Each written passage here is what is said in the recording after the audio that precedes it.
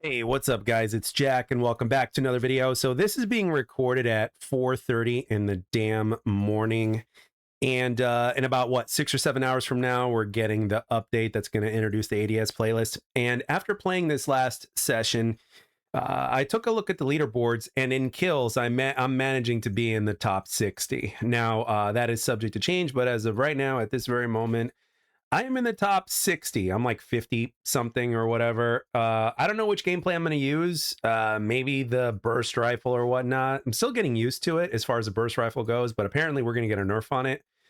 So we'll see. But the thing is, as far as the ADS goes, I think we need to have some non-optics. Like, just give us regular iron sights for the ADS versions of burst or semi-automatic weapons like the carbine or whatnot, because I really would like that personally. And obviously the game may have solid iron sights, and I would really like that. But anyway, with that being said, now that I've put in damn near 70 hours into this game, according to Steam, and I just wanted to basically give my overall thoughts on the game, and at the same time, it gave me an excuse to make another video, because chances are I'm not going to make another video. I'm not going to be able to have one go live until after I come home from work, and it's going to be later at night anyway. So chances are I won't get a video up until the next day. But with that being said, after 70 hours or so of into this game, and somehow miraculously being in the top 50 or top 60, especially when you consider how many kills the number one person in the world has, which is like 20,000 something or something like that. So my overall thoughts on this early access game, I will say this: from a fun standpoint, obviously I wouldn't have this many hours played into the game if it wasn't for the sheer amount of fun that this game is. And it's been quite a transition, actually. You start out struggling, but you're still enjoying yourself. And like that right there is like the quintessential for any video game, in my opinion, especially if it's a multiplayer game. It's like, okay, you're going to struggle at first, but if you stick with it, you're going to get better and the results will be there. And I've been playing like 90% of the time, I've been playing at degenerate hours. If I were to play earlier in the afternoon, I'm pretty sure things would be even better. But like, I've been playing at degenerate hours, but I don't give a damn, because I've been having a hell of a good time with this game. So that is like the most basic way I can put it. I've been having fun with the game because I really enjoy the gunplay. I really enjoy the movement. I really enjoy the fact that this game in the year 2026 is a game that is, in all essence, an arena shooter that is doing its best as an indie developer to listen to the community and releasing it in our hands at least a year before it would officially release, so that way it gets built from the ground up. So when you look at that perspective, it's like, yeah, I have every single reason to play this game. Content creation aside, you know what I mean? Ultimately, at the end of the day, the game is a lot of fun, and it is a good time making content on it. And at the same time, it is good to kind of report on the game, because ultimately, if we want this game to continue to exist for a long time, we have to do everything within our power in order to make that happen. Now, whether or not it actually gets there, time will only tell. But I really love the fact that the developers are actually taking this kind of approach, which is kind of rare, especially in the year 2026, because usually everything is done internally. And then what they do after that is they basically, once they get to a certain point where it's like, yeah, this is our game, let's present it to the audience in beta form or whatever it is. A lot of times when you end up creating something that is a certain way, and you hope to hit a beat with the audience, well, the audience won't always agree with you. But the thing that the developers need to remember is that no matter what, you're not going to make everybody happy. So hard decisions are going to have to be made at some point or whatnot. But with this next update, we're one step closer to achieving that. And I think that this update here in particular may be a little bit divisive. In particular, the biggest concern that I have in terms of what we read on paper, because again, we haven't really gotten the patch notes yet that we're going to be getting in hours from now. And at the same time, the update hasn't gone live yet as of the time of this recording. I think one of the things that a lot of people are going to be divided on is the fact that, okay, well, you're putting ADS into the game, but you're making hipfire less accurate. You know what I mean? Slightly less accurate. And I think that shouldn't be a thing. I think what needs to happen is that if you're going to have ADS into the game, that it should be given an option to the player. So if you're gonna have ADS into this game, like, don't take anything away from any player that enjoys any part of the game that it is right now, because it's like taking one step forward and one step back. You know what I'm saying? It's like you're giving somebody something that they really want, but at the same time you're taking something away. I think that that's my biggest concern at this point, is that I think it's not a good idea to to make the hip fire like any less accurate than what it already is. You know what I mean? So I mean, if you look at it, if you want any historical accuracy, look at Halo, for instance, right? Halo had the ADS mechanic or whatnot with like, let's say, the Magnum. The Magnum really did have that type of animation, and that was basically the default weapon, and it was also the competitive weapon in that game. But Halo didn't really suffer from it. You know, a lot of the other weapons still operated the way they did. But with that being said, you guys get the point, right? I mean, ultimately, Halo itself didn't really lose anything, and the hip accuracy was as accurate as there ever was. So I think the devs would really be shooting in themselves in the foot about if they were to get rid of that, and just give the players the option. You know what I mean? So in other words, if you're going to make hipfire less accurate for whatever reason, it should be an option for the player. So it's like, okay, you're getting ADS, which is what you want, but you're slightly being a little bit less accurate hipfire wise. But still, even with that being said, even if you do get to choose one way or the other within the loadout system, I still feel like the people that prefer ADS as opposed to zooming in with the scope, it's like, well, it's kind of like they're getting penalized for getting ADS. You know what I'm saying? So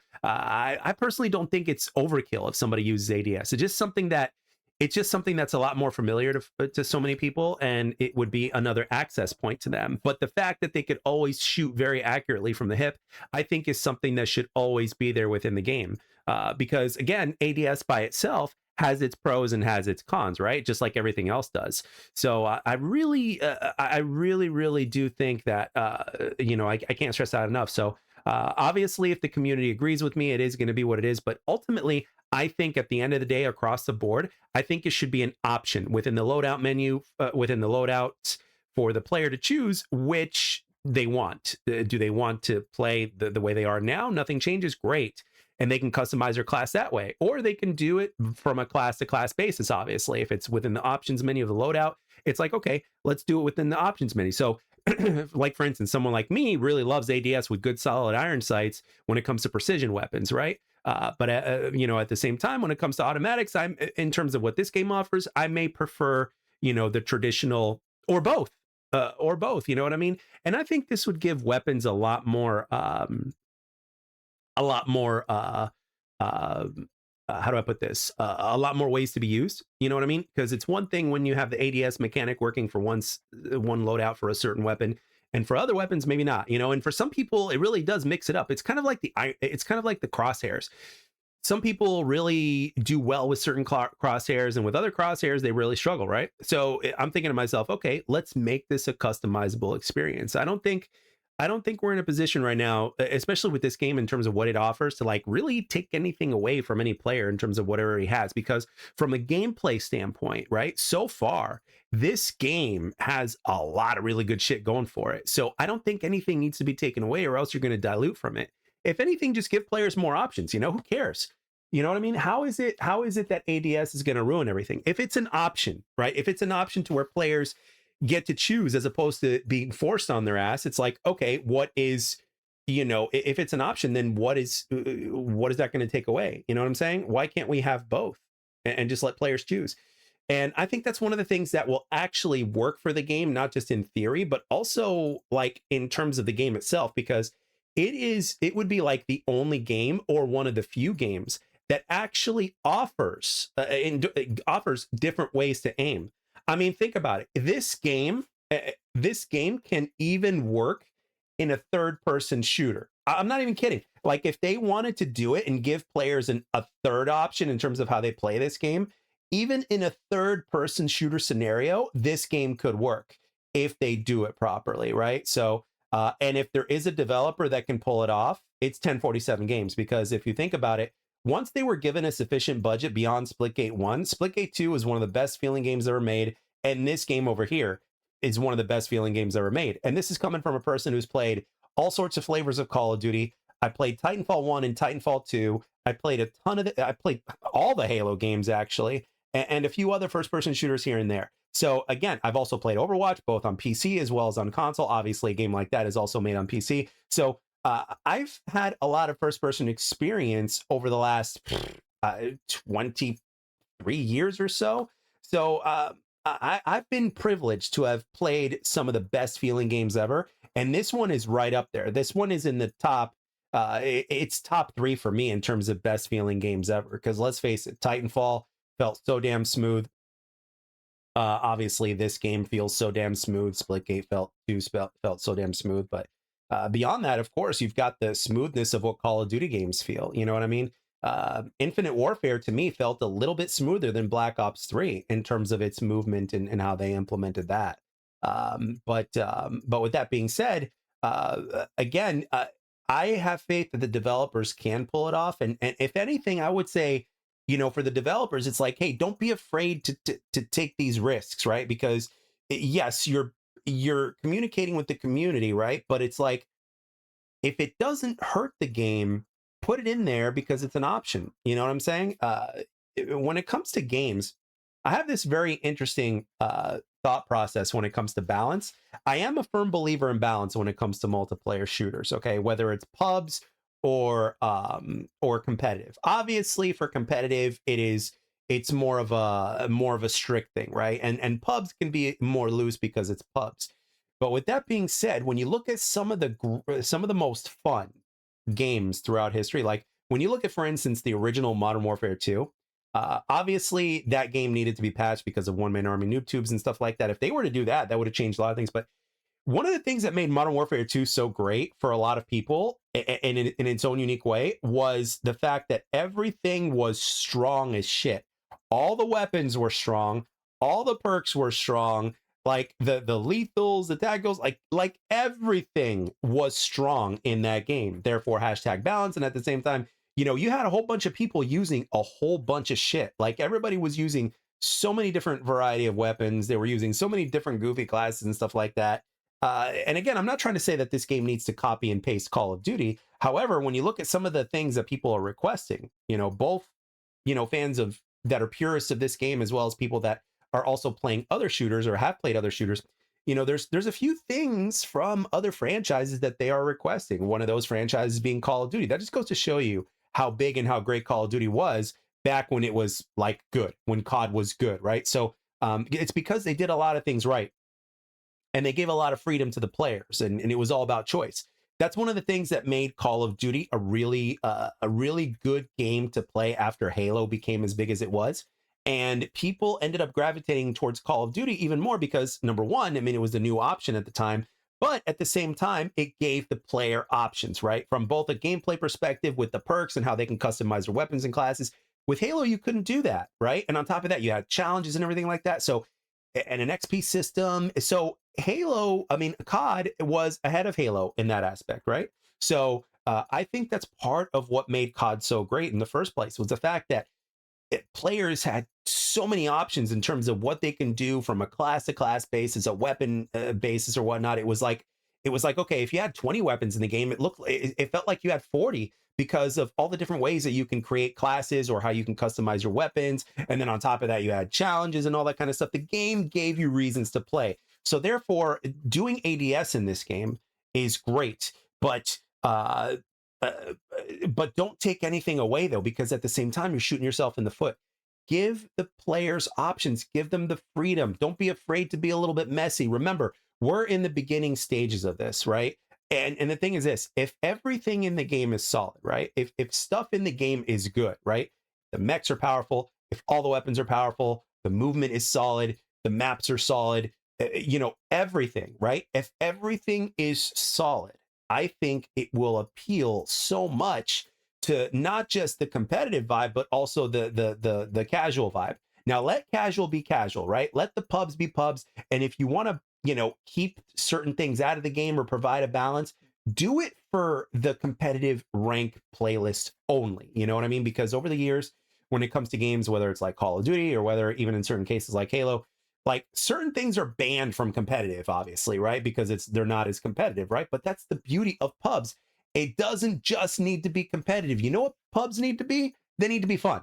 The skill gap will speak for itself. It will take care of itself. It always has. However, the fun factor of these games and how they originated in the first place was because of all the crazy shit you can do, not the things that you were necessarily limited by. Now, granted, there has to be limits, but when you kind of walk that line to where it's seemingly like you have no limits, I mean, look, it creates a fun factor, right? Whether you're a super casual or not super casual, it creates a fun factor. So even when you look at me, like when the speedometer thing gets released, I guarantee you, I will be one of the slowest overall players that plays this game, right? Because I like the speed of basically being somewhere in the middle, right? Because I enjoy picking people off, but at the same time, I love to be aggressive, and at the same time, I do like that in between, but I don't really like to go 100 miles an hour all the time because it's not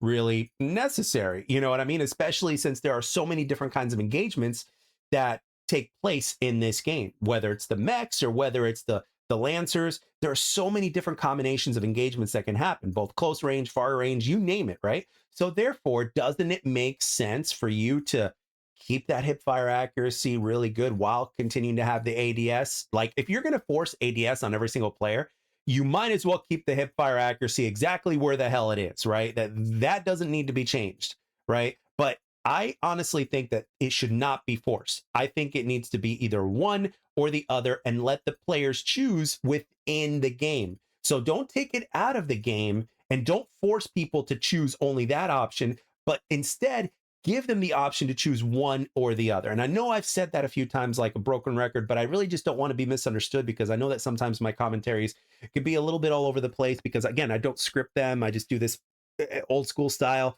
to where it's non-scripted, like we're having a conversation. So, and this is a big deal, which is one of the reasons why I wanted to make a video about this, because it is an area of concern and it may be something that is like something that's a very long lasting type of conversation, or who knows, it might be so unanimous that, they either might vote for it or against it, or who knows. But I think overall, if it's not going to hurt your game, then why, leave it out in the first place? I mean, there are so many games out there that have implemented the ADS animation / mechanic. And one of the reasons being is not just because of the success of Call of Duty, but because of the fact that, like, even when you look at a game like, let's say, Rainbow Six Siege, last time I checked, Rainbow Six Siege also has the ADS mechanic. Apex Legends has the ADS mechanic. In certain weapons, Fortnite has the ADS mechanic. Halo even had it for certain weapons in like Halo 5, for instance, right? The Magnum being a prime example of this. So, it works. And again, if mixed properly into the mix, it's only going to do something better for the game. A lot of people have been requesting ADS ever since the game got in people's hands because it wasn't just internal. So, because internally you can have fans that are just fans of this particular type of game. But hey, you know what? For fans that are fans of other shooters as well, would probably say, you know what? I've been used to ADS for so many years because of all these different games that I've played. It could work if implemented correctly into this game. So I think this is a beautiful thing, and I think it's going to I think it can make the game even better as long as it's implemented properly. And for me, that means giving the players the option to choose within the loadout system which style of aiming, of zooming in or scoping or whatever you want to call it that they decide. Whether it's scope in the way it is now or ADS in terms of the playlist that we're supposed to get. So but yeah, I for one am excited. I've been obviously having a blast with this game. It's been a ton of fun, and I really do look forward to seeing what the community thinks about this, because sometimes things on paper may sound better than the actual execution itself. However, what we will get is going to be a very bare bones ADS system with some it's going to be rough around the edges here and there according to what the devs said. But again, this is where we, the community, can basically give feedback and make it right. Okay, so again, like I said, I'm excited. I wouldn't be surprised if the game, if people ended up saying, wow, ADS doesn't work well in this game like I thought it would or whatever. We'll see what happens. But again, if I am zooming in certain cases and taking people out, then we're good. You know what I'm saying? I mean, it's basically like an alternate version of ADS, but I really do enjoy the mechanic, especially if you give me some good iron sights on weapons. You know what I'm saying? So the burst fire weapon, I really would love to see I really would love to have the option to where I can have iron sights similar to an M16, because the burst fire weapon is similar to an M16. Give me some clean ass M16 iron sights on this gun, and I am going to enjoy the living hell out of myself. It'll bring back the X Defiant memories, but at the same time, it's going to challenge me even more. I'll probably end up being one of the people that's on controller that is going to be using this weapon, because most people on controller are not using